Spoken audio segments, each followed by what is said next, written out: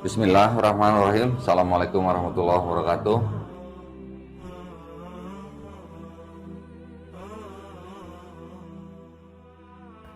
Ya, alhamdulillah ya. Berarti Ustadz Rio di sana kan kristologinya udah mantep kan, berarti kan di sana. Nah, kalau misalnya ada saudara-saudara kita yang Kristen mau dialog, Satrio kan udah siap berarti kan ya.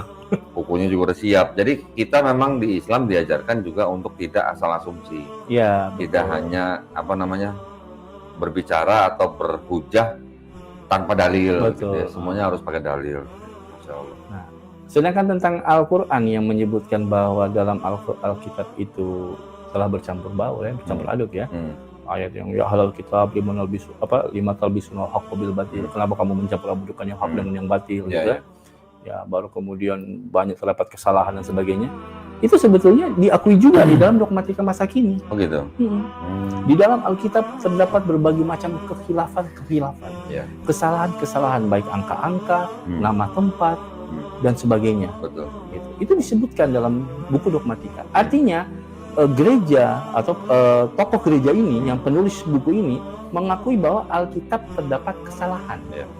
Maka pertanyaan sederhana kami, ketika sebuah kitab suci terdapat kesalahan, apakah masih pantas disebut sebagai kitab suci? Runtuh sucinya. Ya, gitu kan? Firman Allah ketika dikatakan firman Allah, harusnya kan terbebas dari kesalahan. Ya. Tapi ketika firman Allah itu terdapat kesalahan, apakah masih pantas disebut sebagai firman Allah? Ya itulah makanya. Iya. Gimana ya? Itu udah sering saya bahas. Jadi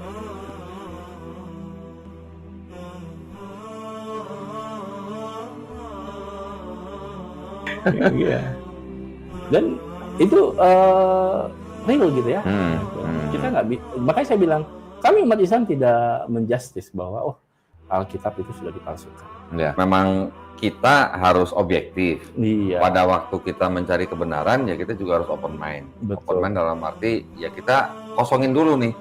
Nah, yang sudah bisa kita buktikan ya itu yang harus kita kedepankan gitu. Betul sekali. Tapi kalau hanya berdasarkan dogma atau kayak doktrin lah, mungkin bisa dibilang doktrin juga, doktrin Trinitas yang tidak alkitabiah, nah itu sudah susah menjustifikasinya gitu ya. Iya. Yang saya khawatir jangan sampai mereka tidak sadar mereka ini sebetulnya sudah dinubuatkan oleh Yesus di akhir zaman. Matius 7, 21, 22, 23.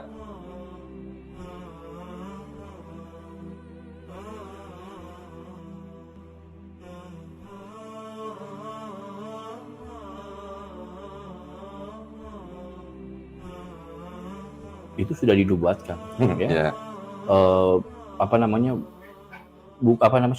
Di situ disebutkan bahwa pada hari akhir banyak orang akan datang kepadaku dengan menyebut berseru Tuhan Tuhan atau memanggil Tuhan Tuhan.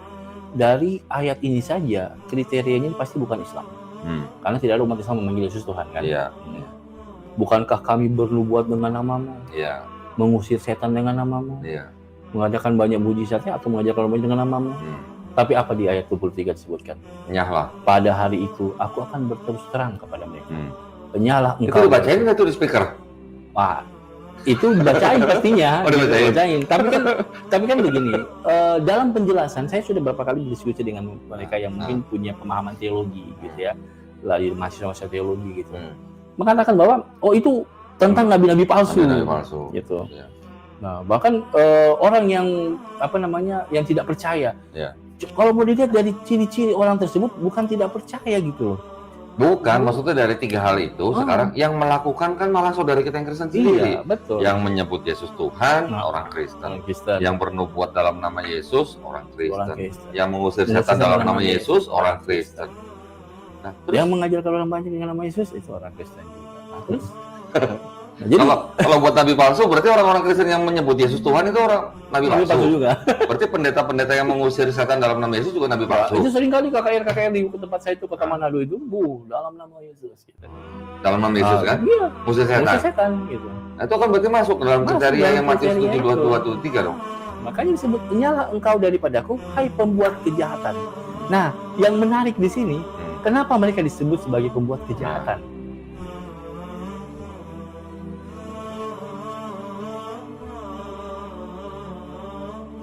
Ini yang menarik perlu dibahas. Gitu. Ternyata ya di dalam Injil Matius 15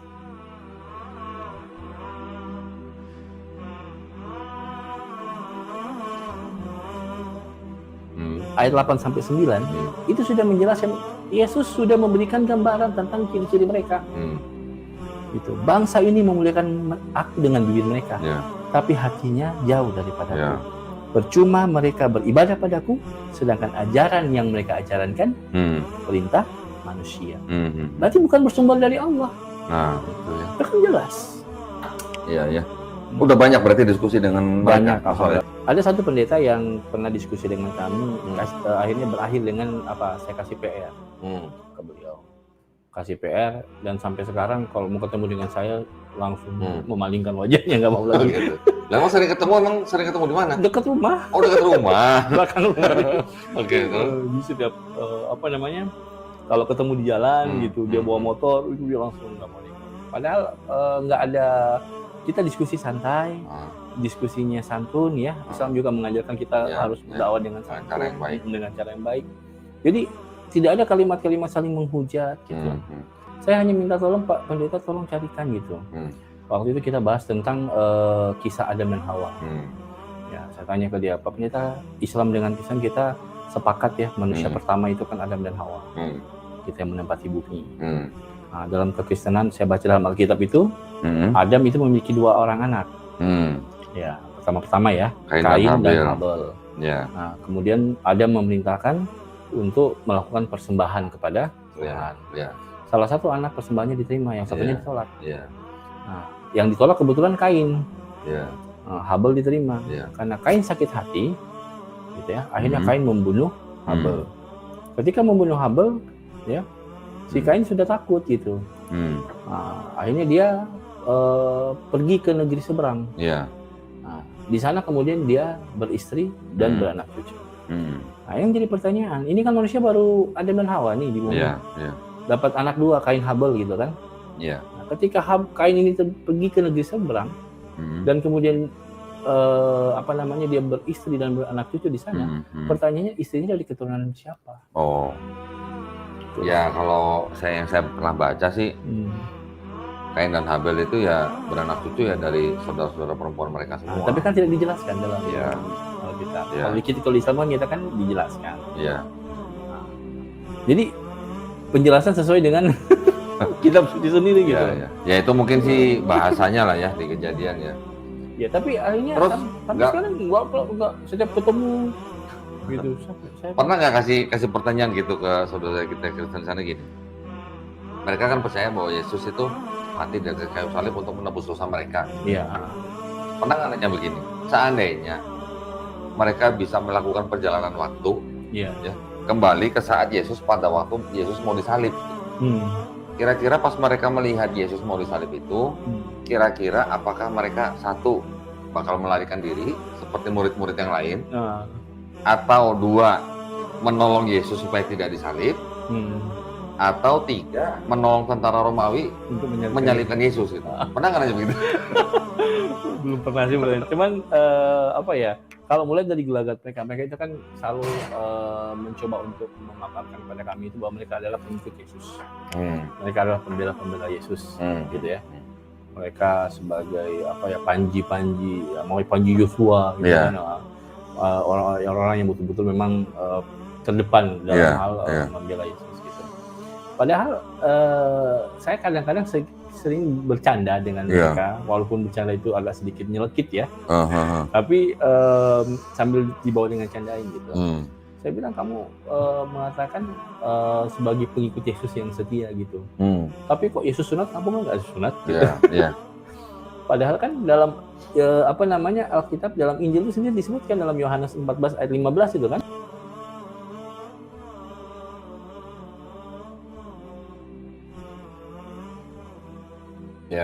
Jika kamu betul-betul mengasihi aku, maka ikutilah aku. Jadi bukti sebagai bukti kita mengasihi Yesus, sebagai bukti kita mencintai Yesus, maka adalah dengan mengikuti ajaran Yesus. Nah itu kan semua karena Paulus ya.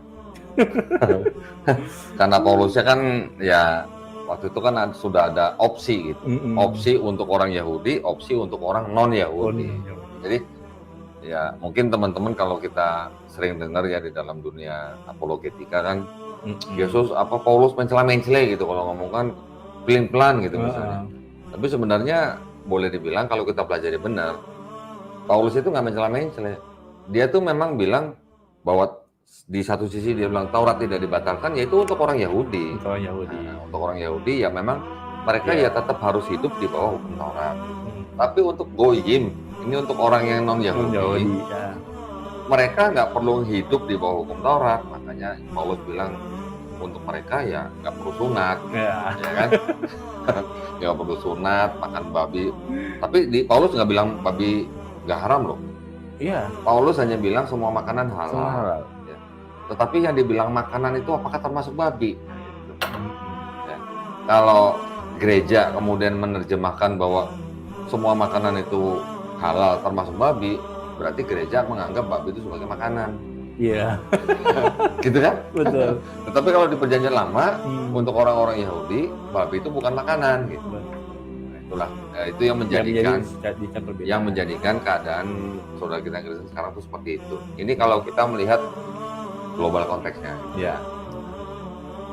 Sangat menarik ya sebenarnya. Benar. Makanya di antara mereka itu ketika diskusi ada yang sampai akhirnya dia ya dengan berat hati ya harus menyatakan iya bahwa ternyata Kristen sudah gini, kalau misalnya Ustadz Rio nih misalnya menemukan saudara Kristen di sana yang walaupun setelah diskusi tetapi mereka tetap mempertahankan keimanannya dalam Kristen, itu kira-kira tahu nggak sebelumnya kenapa? Ya ada memang waktu kemarin itu 3 orang mahasiswa ya yang datang ke saya itu dari udah berapa tahun yang lalu sebelum saya gabung dengan GPMA itu. Kita diskusi cukup panjang gitu sampai subuh malah. Kita diskusi sampai jam 3 subuh itu mereka akhirnya pulang gitu. Nah itu di antara mereka ada yang akhirnya memilih untuk meninggalkan diskusi ini, tidak melanjutkan diskusi dengan kami, dengan saya yang sudah beberapa hari dilaksanakan, dan akhirnya lebih memilih justru bukan di satu sisi adanya begini, dia menerima apa yang saya jelaskan, dia menerima apa yang saya sampaikan, tapi di sisi lain dia terlanjur malu untuk menerima Islam. Kenapa? Karena kebenciannya terhadap Islam itu terlalu besar, gitu. Sehingga waktu awal itu memang kelihatan sekali ketika diskusi banyak sekali menghujat tentang Islam. Tiba-tiba ketika ternyata agama yang dihujat itu justru yang benar, di situ dia udah terlanjur malu. Akhirnya dia justru malah dia memilih untuk ateis gitu. Saya tanya ke temannya yang terakhir yang datang itu, dia mengatakan bahwa ini sudah nggak pernah lagi ke gereja apa segala macam, artinya sudah kayak kecewa gitu.